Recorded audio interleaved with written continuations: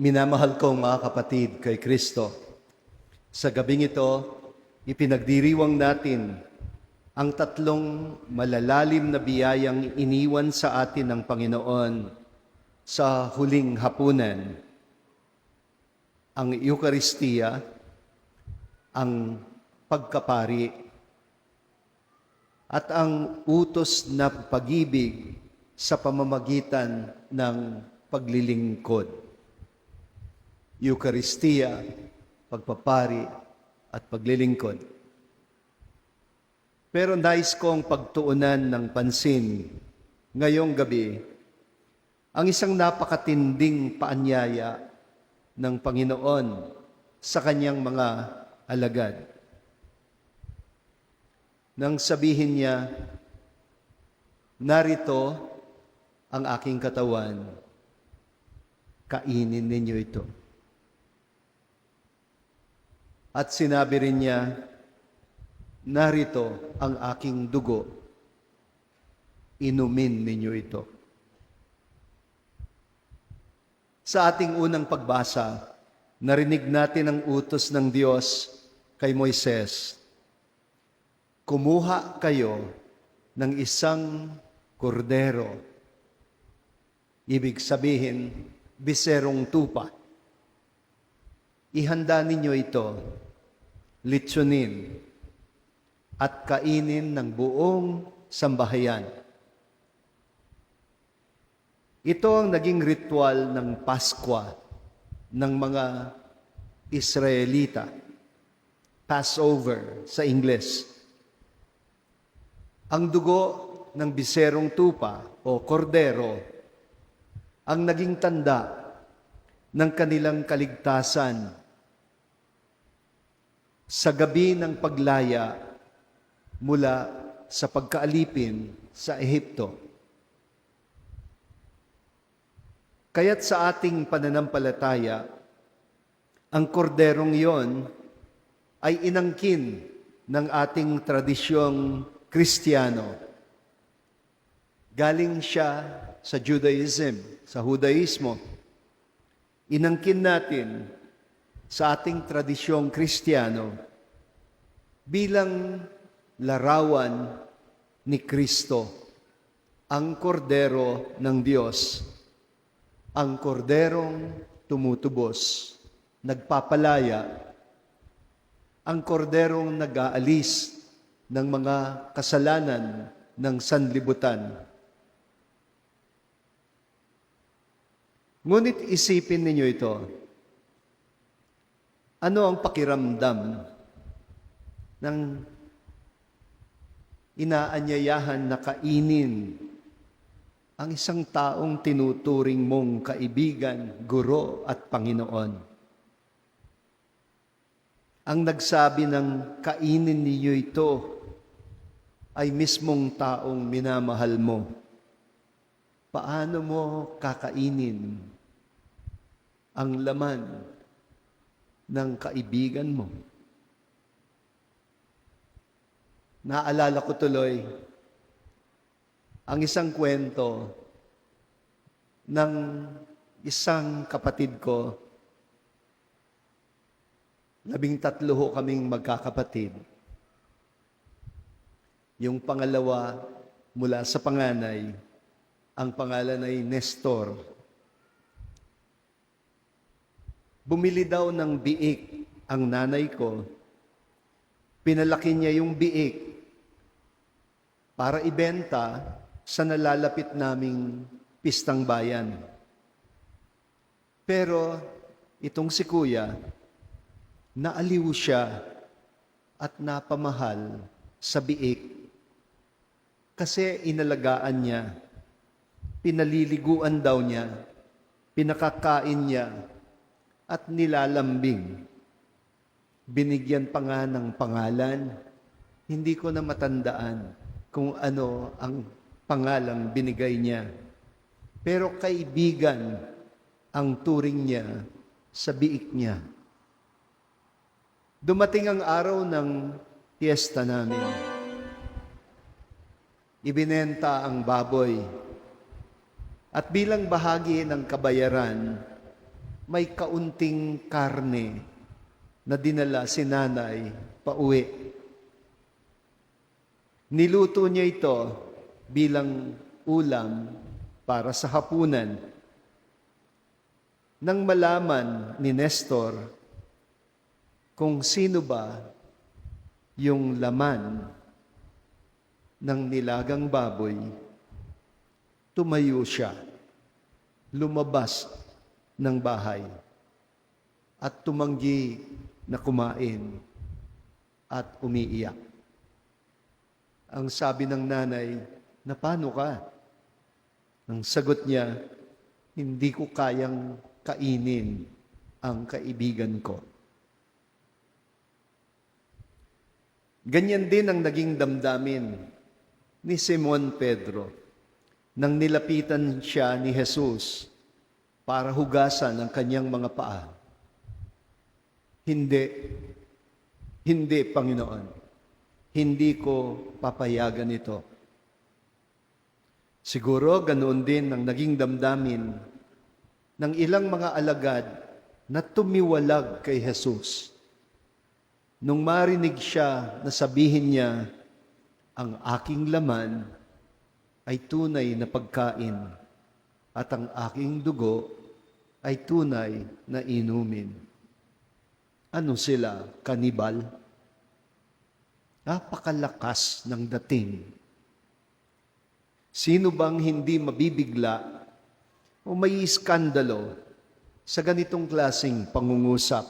Pero ito ang diwa ng Eucharistia, ang lubos na pagbibigay o paghahandog ng sarili ng isang taong totoong umiibig at nagmamahal. Ang isang tunay na nagmamahal, handa siyang ialay ang lahat, maging sariling katawan at dugo. Handa niyang isubo ang kanyang buong pagkatao. Hindi sapat kay Jesus na sabihin lang niya na mahal niya tayo.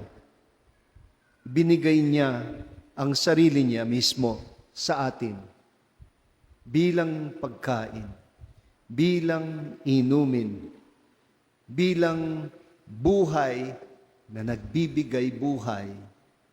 At hindi lang sapat yun, pinaalala pa sa atin, ulit-ulitin daw natin, "Gawin ninyo bilang paggunita sa akin." At bakit? Dahil hindi tayo pwedeng makibahagi sa kanyang misyon kung hindi muna tayo makikibahagi sa kanyang buhay, sa kanyang pagdurusa, sa kanyang kamatayan.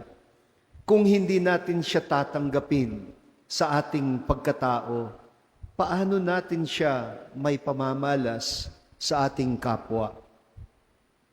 Sa bawat pagtanggap natin ng Eucharistia, sa komunyon, sinasabi ng Panginoon, "Hindi mo lang ako tinitingnan, hindi mo lang ako pinakikinggan, tanggapin mo ako.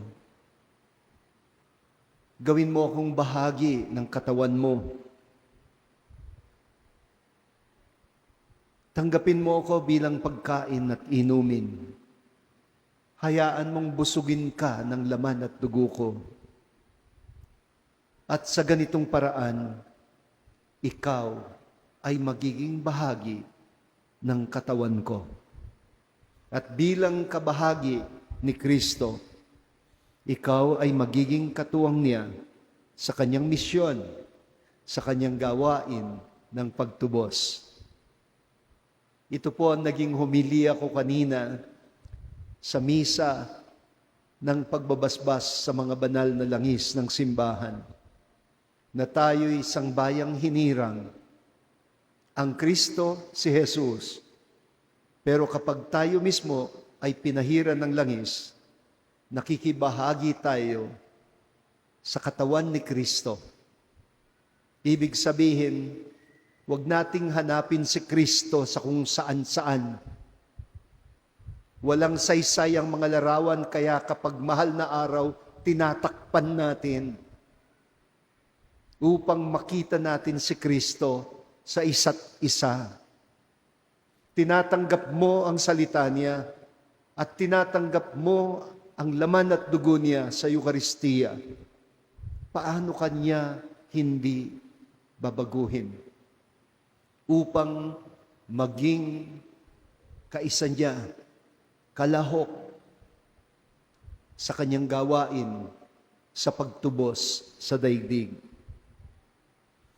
Kaya't ngayong gabi, habang isinasagawa natin ang paghuhugas ng paa, tandaan natin, ito ang tanda ng pagkaing tinanggap natin, na tayo din ay matutong maghugas ng paa ng ating kapwa, matutong magpakumbaba, matutong maging lingkod. Hindi ho ito seremonyas lamang. Ito ang isinasabuhay natin sa bawat Eucharistia. Kaya nung sina Santiago at Juan ay nakikiusap na mapwesto sa kaliwat kanan ni Jesus, nasaway sila, napagsabihan sila, hindi yan ang kahulugan ng maging alagad, hindi ang mag-Diyos-Diyosan.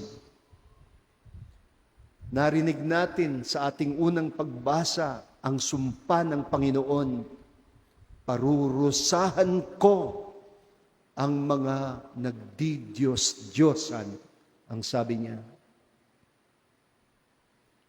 Ang bawat alagad ay tinatawag na magpakumbaba, maging lingkod. Yun ang kahulugan ng maging tagasunod ni Kristo. Kaya mga kapatid, huwag tayong matakot sa lalim ng pag-ibig ng Diyos. Huwag nating atrasan o tanggihan ang paanyaya ni Jesus. Kaya nga nasabi niya kay Simon Pedro, kung di mo ko papayagan na hugasan ka, hindi ka magkakaroon ng bahagi sa aking buhay. Ngunit kung tatanggapin mo ako, ikaw man ay magiging tagapaghugas ng paa, magiging tagapagpasan ng krus, at magiging tagapagbahagi ng buhay. Kaya't ngayong gabi, habang binabasbasan natin ang tinapay at alak, habang hinuhugasan natin ang paa ng isa't isa, muling umuukit ang Panginoon ng kanyang utos, hindi sa bato, hindi sa papel, kundi sa puso. At ang utos niya sa atin, gawin ninyo ito bilang pag-aalaala, bilang paggunita sa akin. Alalahanin natin siyang lagi, hindi lamang sa panalangin, kundi sa ating pakikibahagi sa kanyang buhay, sa kanyang pag-ibig, at sa kanyang misyon sa lipunan at daigdig.